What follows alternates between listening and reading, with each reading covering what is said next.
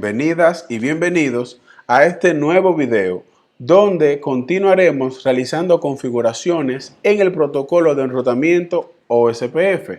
En esta ocasión vamos a ver los tipos de redes de OSPF, el costo de las interfaces en OSPF y vamos a configurar un enlace virtual. Vamos a comenzar. En R7 vamos a utilizar el comando show IP OSPF interface para ver las propiedades del protocolo en cada una de las interfaces que tiene configurada. Por ejemplo, una de la información que podemos ver con este comando es el tipo de red de OSPF. OSPF a cada tipo de interfaz le asigna un tipo de red. Es importante entender los tipos de redes de OSPF porque dependiendo del tipo de red que sea para OSPF, el protocolo se comporta de manera diferente. Así que vamos a ver los tipos de redes de OSPF. En las interfaces serial, como es el ejemplo de la serial 3.0 en el router R7, observen que el network type es point to point o punto a punto. Este tipo de red es el más sencillo. En este tipo de red se espera dos nodos, el nodo A y el nodo B. Siempre que se envíe el mensaje por la interfaz, se entiende que lo va a recibir el mismo destinatario. En este tipo de red, los vecinos se descubren dinámicamente. Sin embargo, hay otros tipos de redes donde no es el caso. El tipo de red en una interfaz nosotros lo podemos configurar. Por ejemplo, la interfaz LUCBA, el tipo de red por defecto es LUCBA. Así que si supongamos que queremos cambiar el tipo de red de una interfaz, entramos a la interfaz, por ejemplo, interface LUCBA 0 y utilizamos el comando IP OSPF Network. Luego escribimos la palabra clave del tipo de red que queremos configurar. Vamos a utilizar el question mark para ver los tipos de redes que podemos configurar en una interfaz y explicarle cada uno de ellos. El tipo de red broadcast es una red que, digamos, tiene la capacidad de en un segmento multiacceso enviar un mensaje broadcast y que ese mensaje le llegue a cada uno de los nodos que están conectados, que forman parte de la red multiacceso. Un ejemplo de red broadcast es la red Ethernet, como por ejemplo la que tenemos en esta topología en el área 0, como vimos en el video anterior, sí, en la parte 1, si no lo has visto, te invito a que busques en la descripción de este video la parte 1 de la configuración de OSPF. Como les decía, en este tipo de redes se elige un DR y un BDR y los vecinos se descubren dinámicamente. Otro tipo de red de OSPF es la non-broadcast. Este es un tipo de red donde hay más de dos routers compartiendo un mismo segmento de red, pero no tiene la capacidad del envío de broadcast. En este tipo de red, los vecinos tienen que ser configurados de manera estática y OSPF también elige un DR y un BDR en este tipo de red. Este es el tipo de red por default, por ejemplo, en las configuraciones del Front Relay con interfase física y cuando tenemos también configuraciones de Front Relay con subinterfase multipunto. Otro tipo de red es el Point to Multipoint. OSPF trata este tipo de red como una colección de punto a punto, incluso cuando todas las interfaces pertenecen a un mismo segmento de red. De hecho, si verificamos en la tabla de enrutamiento, OSPF inserta la IP de las direcciones IP de cada uno de los vecinos como una ruta /32. En este tipo de red, los vecinos son descubiertos de manera dinámica, pero en este tipo de red no se eligen ni DR ni BDR. Existe una extensión de Cisco de este tipo de red, Point to Multipoint, que es la Point to Multipoint no broadcast. Si ponemos, por ejemplo, Point to Multipoint y preguntamos, vamos a ver que hay una opción que dice non-broadcast. Esta es una extensión de Cisco y la diferencia con la Point to Multipoint es que los vecinos aquí no se descubren de manera dinámica, sino que hay que configurarlo de manera estática. Así que si queremos cambiar digamos, el tipo de red para una interfaz en OSPF, entramos a la interfaz, utilizamos IP o OSPF Network y el tipo de red que queremos configurar. Antes de cambiar el tipo de red para la interfaz LUCBA, vamos a verificar el comportamiento del protocolo. Vamos a ir a R1. R1, aquí está. Show IP Route OSPF. Y vamos a ver algo. Observen cómo en la tabla de enrutamiento de R1 tenemos las LUCBA del router de R7. Por ejemplo, la LUCBA 0 que es 172.19.0.1. Pero observen la máscara de su red que tenemos para cada una de las LUCBA. Una barra 32.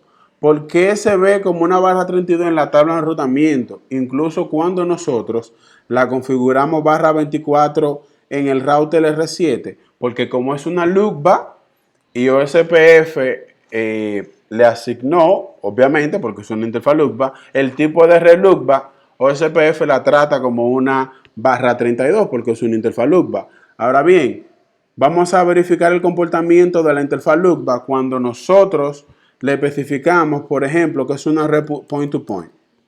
Point to point. Listo, así es que se le cambia el tipo de red a una interfaz. Si verificamos nuevamente la tabla de enrutamiento de R1, vamos a ver cómo ya la LUCBA 0 aparece como una barra 24 en vez de una barra 32 como están las demás LUCBA. Esto es porque le hemos cambiado el tipo de red de OSPF a la interfaz LUCBA 0 como una punto a punto. Ahora vamos a verificar el costo de las interfaces en OSPF. Vamos a limpiar un poquito la pantalla. OSPF a cada interfaz le asigna un costo. Y recordemos que con la sumatoria de los costos de las interfaces desde el origen al destino es lo que utiliza OSPF para calcular su métrica. ¿Cómo podemos ver el costo de una interfaz para OSPF? Utilizamos el comando que ya vimos anteriormente, el show IP OSPF interface, pero si le colocamos la palabra brief, podemos verlo de manera más resumida. Show IP OSPF interface brief. Con este comando podemos ver un resumen de las interfaces donde tenemos el protocolo configurado y el costo asociado a cada una de esas interfaces. Observen, por ejemplo, que el costo de las interfaces LUCBA es 1 y el costo de las interfaz serial es 64. Ahora bien, ¿de dónde sale ese costo de OSPF? De una fórmula que es el ancho de banda de referencia sobre el ancho de banda de la interfaz. Por default, el ancho de banda de referencia de OSPF es 100 megabits por segundo. Ahora, pasa algo con este valor de referencia por defecto, que es que si tenemos interfaces en la topología de más de 100 megas, entonces ya que utilizando ese ancho de banda de referencia, digamos que los cálculos que va a hacer OSPF para el cálculo de los costos no van a reflejar la realidad de la topología. Por ejemplo, vamos a buscar una calculadora. A ver. Calc. Como le decía, el ancho de banda por defecto, ¿dónde está la calculadora? Se perdió. Calc. A ver. Ok, aquí está. Entonces, por ejemplo, el ancho de banda de referencia de OSPF por default es 100 megas. ¿Y de dónde sale ese 64 de la interfaz serial? Se divide 100 megas entre el ancho de banda de la interfaz serial. Vamos a verificar el ancho de banda de la interfaz serial 3.0. Observen que el ancho de banda es 1544 kilobits, que si lo convertimos a mega, podríamos decir que es 1.7 544 megas. Cuando dividimos, observen que el costo de esa interfaz para OSPF es 64. Ahora, ¿cuál es el problema que tenemos cuando tenemos este ancho de banda de referencia por default y tenemos interfase de más capacidad? Sucede lo siguiente, simple matemática. Cuando tenemos interfase Fast Ethernet de 100 megas, pues digamos que el costo está bien, que es 1. Pero, ¿qué sucede si nosotros tenemos interfase de 1 gigabit Ethernet? Vamos a hacer la división. 100 megas, que es el ancho de banda de referencia, sobre los 1000 megas de una interfaz de 1 gigabit Ethernet. Observamos que el resultado es 0.1. Por default, OSPF le asigna un costo de 1 a esta interfaz de 1 giga, pero vamos a verificar. Supongamos que tengamos interfaz también de 10 gigabit Ethernet. Entonces, el cálculo sería 100 entre 10.000.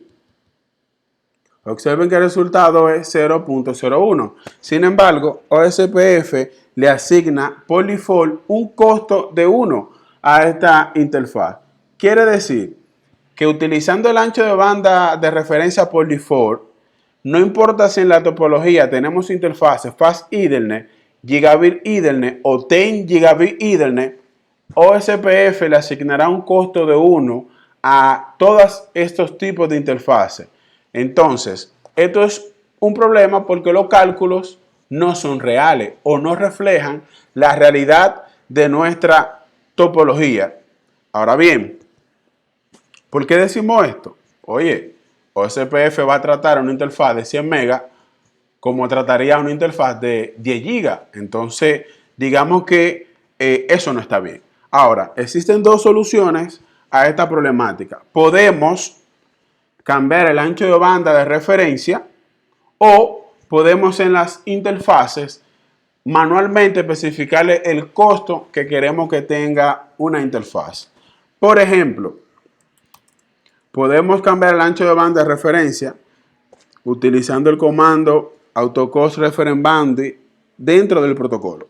Así que entramos a la instancia del protocolo router OSPF 25 y utilizamos el comando autocost reference bandwidth DTH, ¿ok? Y ¿cuál sería entonces el ancho de banda adecuado que debemos utilizar? La respuesta es el ancho de banda que tenga la interfaz más alta que forme parte del protocolo. ¿Qué quiere decir? Que si en mi red yo tengo interfaces de 10 gigabit que forman parte del protocolo, pues entonces el ancho de banda de referencia debería ser 10 gigabit, o lo mismo decir 10.000 megas. Entonces, si cambiamos el ancho de banda de referencia, fíjense que el router nos da una advertencia. Hey, tú estás cambiando el ancho de banda de referencia, así que debemos hacer esto en todos los routers para que la topología, el cálculo del costo, sea lo más adecuado posible.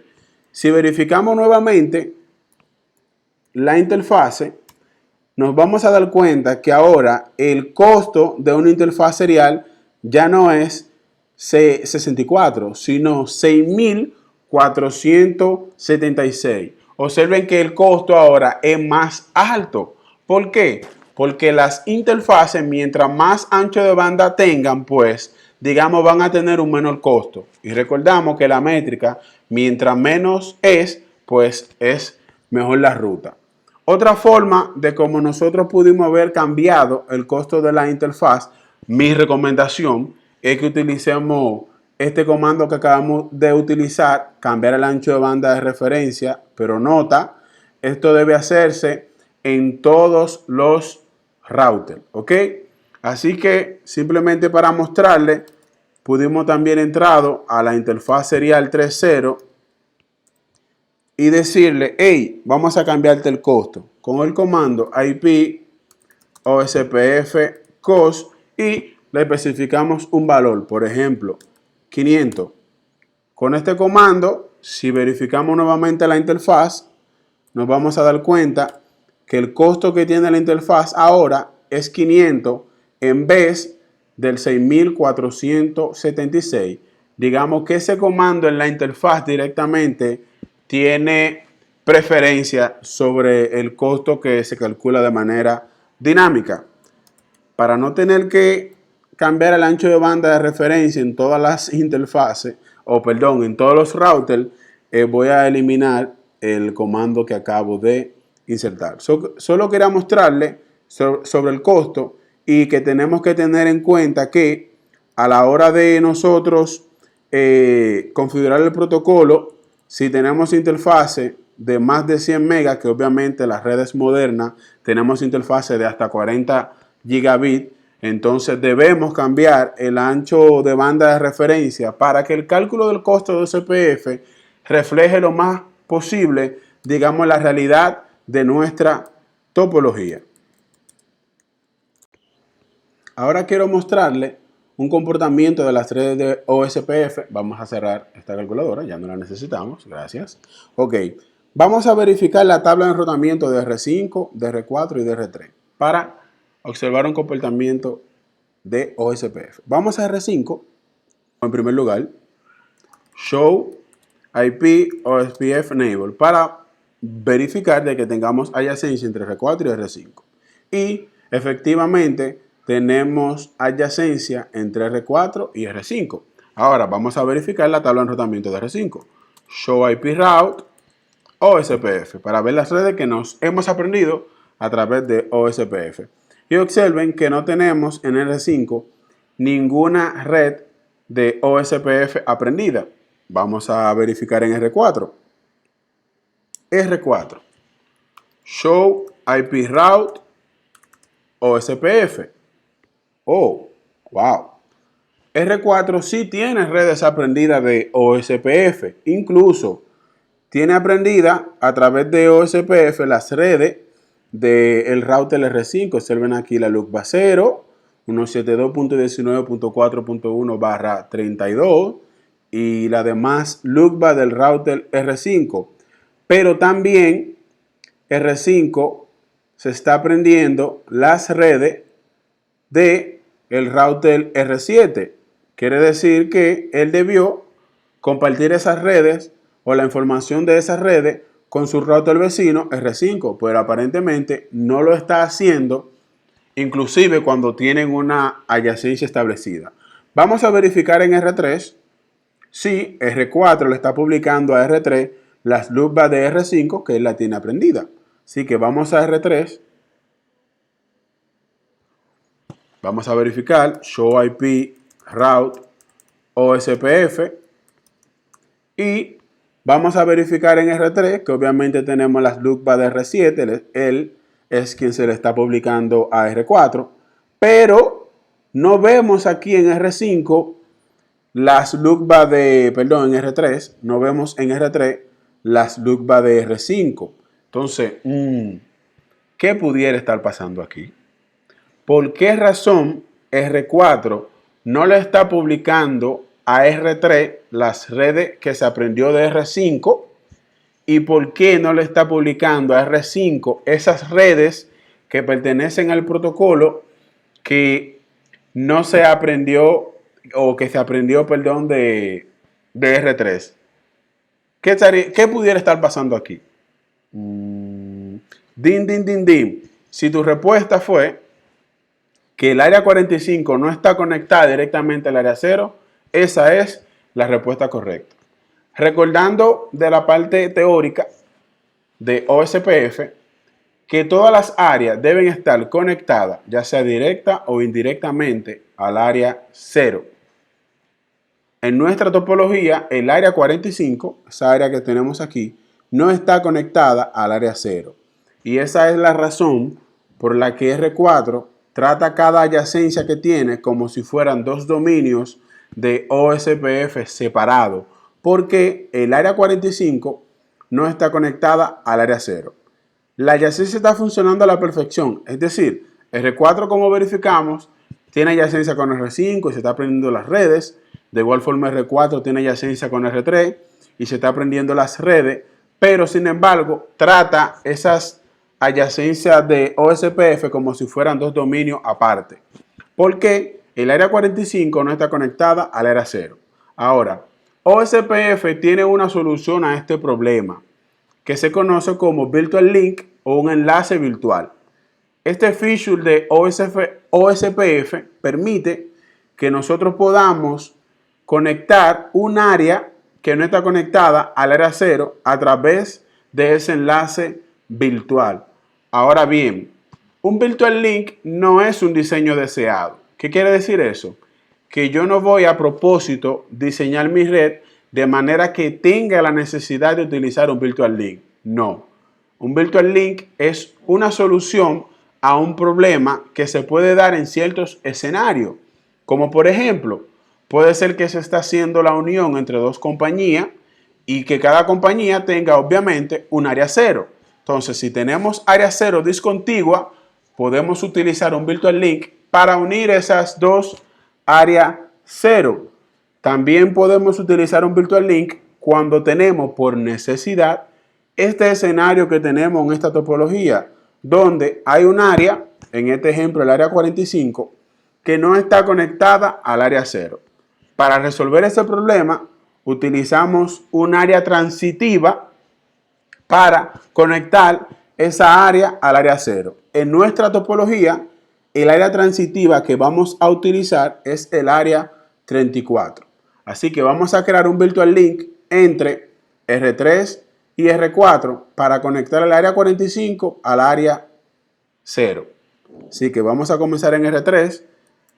Entramos al modo de configuración global, router OSPF 25 y utilizamos el comando área y el área transitiva 34, el comando virtual link y debemos utilizar el router ID de mi vecino, que sería R4, 4.4.4 y listo. Ahora vamos a R4 y les vamos a decir, entramos al modo de configuración global, router OSPF 25, área 34, virtual link y el router ID de R3, que sería 3.3.3. Y listo. De esta forma, ya hemos creado un enlace virtual utilizando el área 34 como el área transitiva y observen cómo funciona el Virtual Link. Realmente lo que estamos haciendo es conectando el router R4 a través del Virtual Link al área 0. Es como si R4 pasara a formar parte, pasara a formar parte al área 0 o como si tuviera una conexión también al área 0, pero esa conexión no es una interfaz física que pertenece al área 0, sino que es el Virtual Link que acabamos de crear. De hecho, si verificamos el comando showIP OSPF neighbor, nos vamos a dar cuenta que el router R4 tiene una adyacencia con el router R3 utilizando un Virtual Link. Es decir, aparte de la adyacencia para el área 34, utilizando la interfaz serial 3.0, ahora R4 tiene una adyacencia con R3 utilizando como interfaz el Virtual Link. Pero ese Virtual Link pertenece al área 0. Si verificamos la base de datos de topología del router R4, vamos a verificar que el router R4 tiene los LSA del área 0 como si él formara parte de esa área. ShowIP, OSPF, Database. Observen cómo este router tiene los LSA del área 0.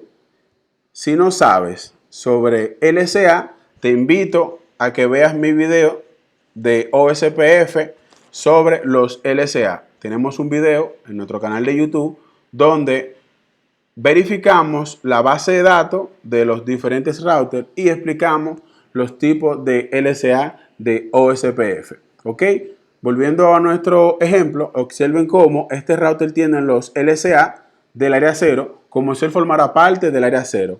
Observen también algo interesante, que los LSA del área 0, que es, digamos, lo que recibió a través del Virtual Link, tienen entre paréntesis algo que dice DNA.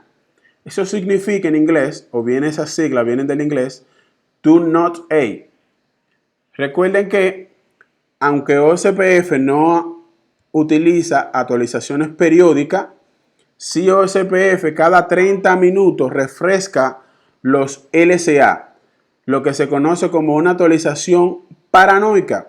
Ahora bien, para no abusar del Virtual Link, se le indica a la base de datos de que esos LCA no vencen, nunca vencen. Así que no se tiene que refrescar esos LCA cada 30 minutos como se hace de manera normal. Si volvemos ahora al router R5, si verificamos la tabla de enrutamiento del router R5, ¿dónde está? R5, ven a mí, aquí está. Show IP Wrap OSPF, vamos a verificar de que ahora sí tenemos las redes de los demás routers que forman parte de la topología. Si verificamos también nuevamente en R3, vamos a observar que también tenemos las LUCBA, Show IP Wrap OSPF, del router R5. Observen aquí que tenemos la LUCBA 0, la LUCBA 1, la LUCBA 2 y la LUCBA 3.